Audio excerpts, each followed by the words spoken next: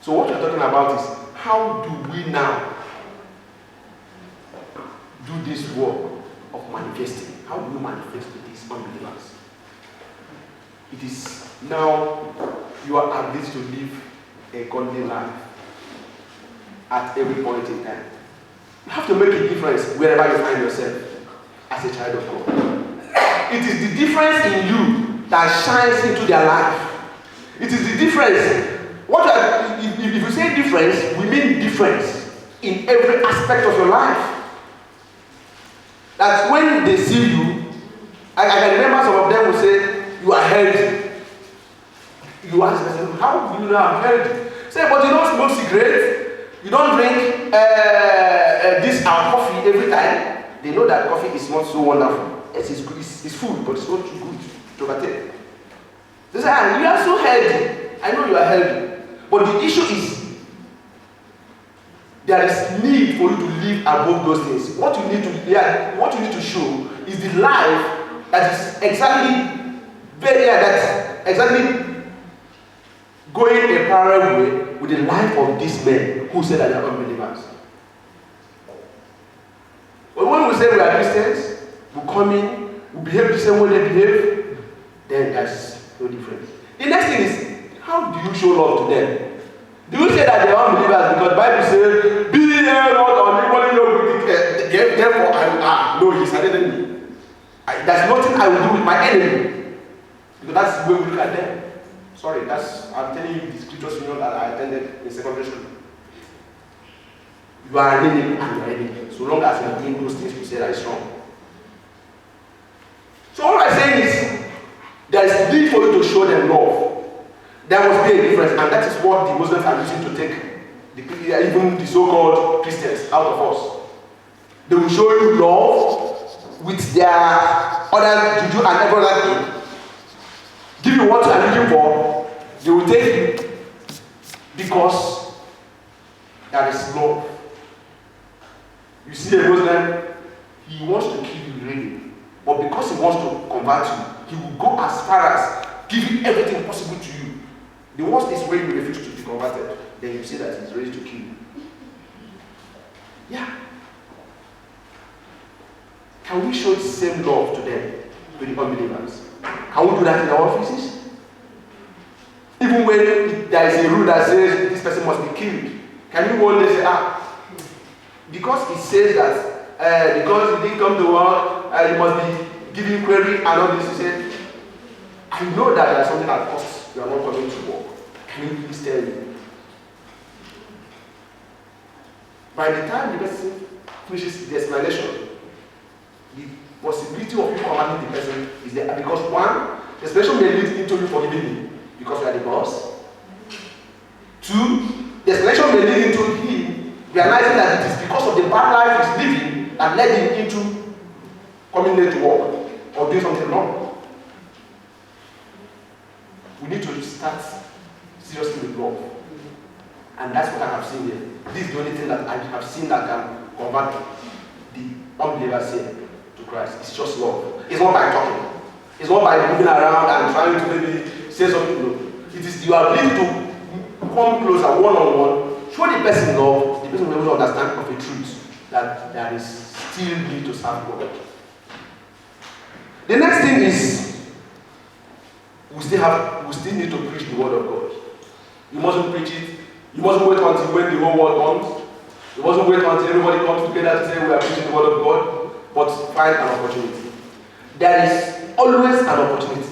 And the opportunity will always come when you are showing that person love and kindness. You are very beautiful. The person will want to hear more from you. And because I realized that telling ladies here that they are beautiful makes them too crazy. On a serious note, if you just see a person in office, hello, how are you look very beautiful today? You see that the person will run crazy without even telling the person another thing. And the person will want to hear more from you. And that will give you the opportunity to be going in little by little before you know it. Yes, I'm not saying that you must convert the person to the church, but the person must have the change of mind. Hallelujah. Amen. Hallelujah. Amen. We need to still preach word of God.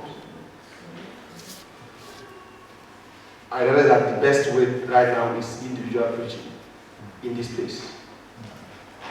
Talk to people first one-on-one. Find the person's problem and find a way of solving it. Another important thing that I used to say, even when I was still young, is that you must try to be fruitful in whatever you're doing. Because when a man sees that that not minding that you attend, you go to church, but you are still excelling in what you're doing, you see that there is always a difference.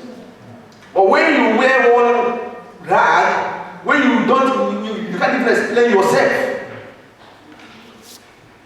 Maybe somebody is asking you of your research, you are unable to say it, or somebody is telling you, I have been trying to do this thing with my computer, and this is what I've been, and you are an admin officer, you can't explain that. Then that becomes a problem. Because you say, maybe it's because he usually wastes his time thinking that he's a Christian that leads to some of these problems. He can't even understand what he's doing. But your ability to excel, your ability to understand exactly what you are into, gives you edge over the unbelievers, and that is when you will be able to manifest, because they are not expecting only spiritual things. They are also expecting physical world, physical manifestation. They are expecting that we are going to solve their problem in all ramifications. So by the time you are able to solve the problem of an individual, maybe physical world, if you go to spiritual, you believe that you have the capacity of solving the spiritual world. But when you cannot solve the physical problem, my brother, when you say you are solving spiritual problem, they will now ask you, are you God? How will you know that the problem is solved? Hallelujah. Amen. Then there is need for us to still go back to fresh anointing, as we said this morning. We need fresh anointing every day, and not every week. Every morning, every day, before you leave, you need what? Fresh what? Anointing. It is the fresh anointing that will inspire you. It is the fresh anointing that will open your eyes to see what you're supposed to do at any point in time. It is the fresh anointing that will tell you what you're supposed to speak to a man whom you are seeing for the first time. Are you supposed to praise the person? Do you need to care for the person? What are you supposed to do? Is this fresh anointing that will be able to expose all these things to you? So we need to go. We still need to go back to fresh anointing. And with that, we'll be able to manifest. Amen. Hallelujah. Amen. Hallelujah. Amen. By the time we start manifesting, we say that we will not use our power. We won't continue to struggle before people accept Christ in their life. I remember that the Christians, the so-called Christians we are answering today, was not an organized name. Nobody planned for the name. Like these days we say we want to answer the Great Grace Mission. We say that we want to answer. But this name was not given to Christians by Christians, but were given to Christians by what? Unbelievers. Because they looked at them and said, we have seen another Christ. These people are just like Jesus Christ. That is what led to Christians. Can somebody look at us and say, we have seen Christ again? I pray that we will be able to live a life that people will see and say of the truth that Christ is here. Yes, it won't be easy. We are not going to enjoy it, really. It will be a difficult thing. By the time they see that you are really Christ, indeed, it won't be an easy thing. We are going to face so many tribulations, so many bad situations, but I know that at the end of it will only be joy. Amen. Hallelujah. Amen.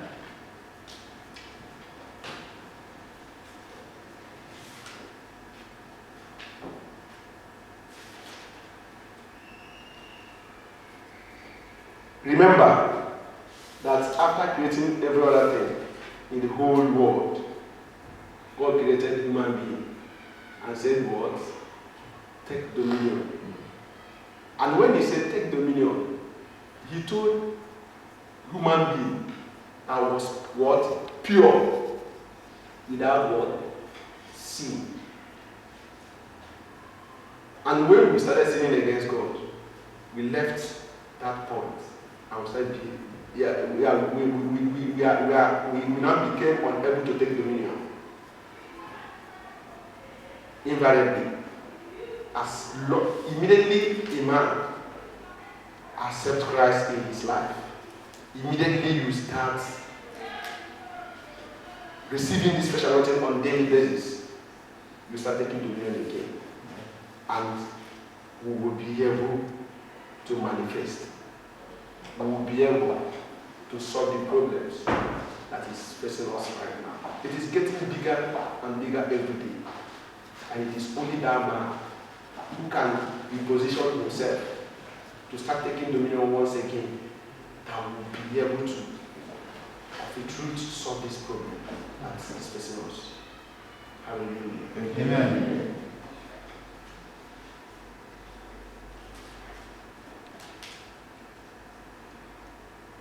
When I remember what the Lord has done, I will never go back anymore.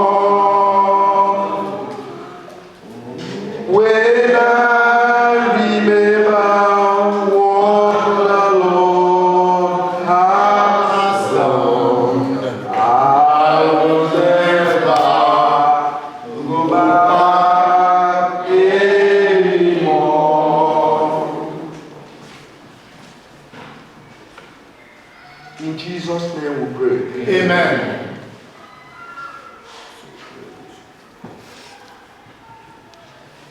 Can we open our mouth and ask God to reposition us to the position we were before the creation of the whole world? I want to go back to what we were when He created us.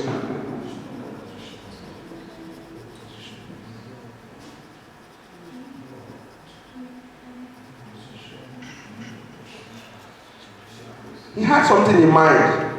He said, let's make man in our own image. Which invariably means that He wanted us to be behaving like He. He wants animals to behave differently. He wants other things to behave in their own way. But He wanted men to behave like Himself. Let's tell God, please, help me to go back to the right place you wanted me to be when You created me.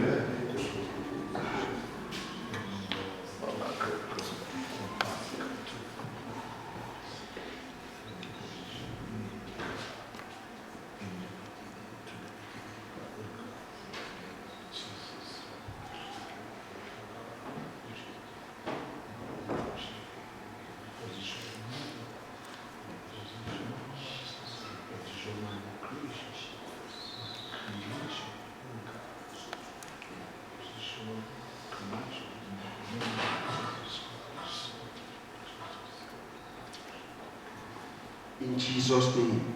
Amen. Our Father, we thank You this. Thank you, Jesus.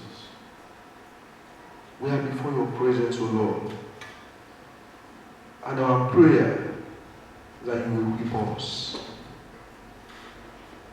Give us the enablement Amen. to be able to solve the problem of this world. Amen. Give us the strength, O Lord, even in the crooked road, that we'll be able to solve this problem that is facing us. Amen. The problem of manifesting before all creatures, O Lord. That we want to manifest at all times.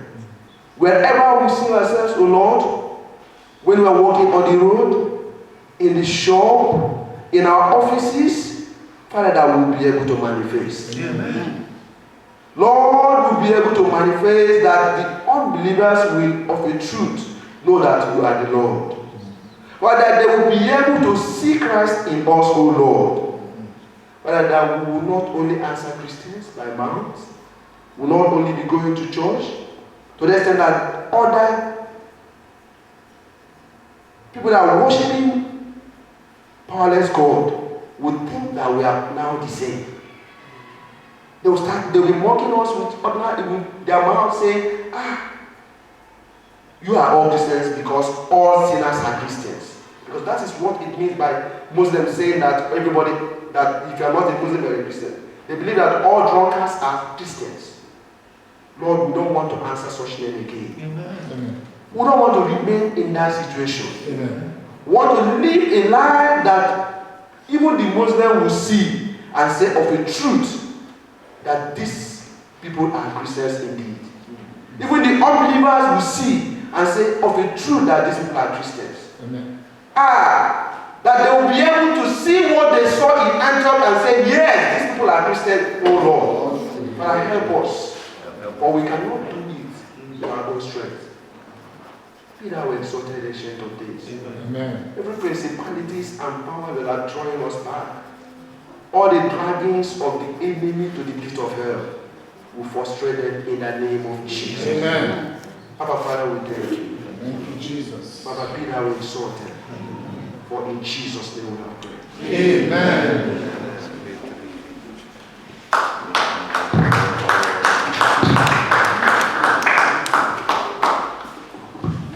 Father, we thank you. Thank you, Jesus. Can let us pray for Brother Pastor.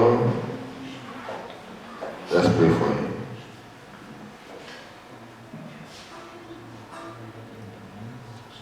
Pray that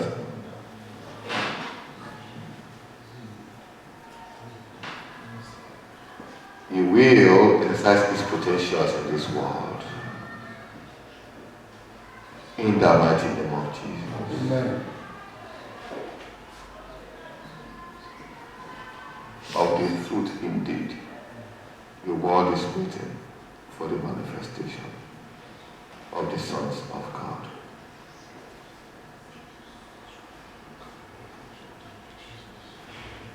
Pray that his manifestation will never be cut short.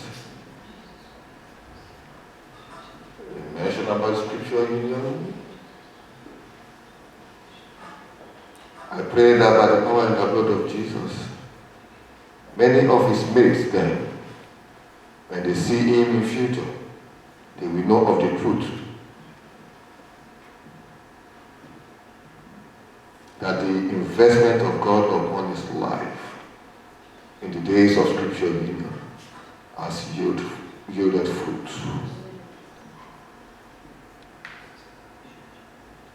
The Lord will continue to be with him. Fresh anointing will rest upon him. In the mighty name of Jesus. Amen. Father, we thank you. For in Jesus' mighty name we have prayed. Amen. Lord, just let us have our seat.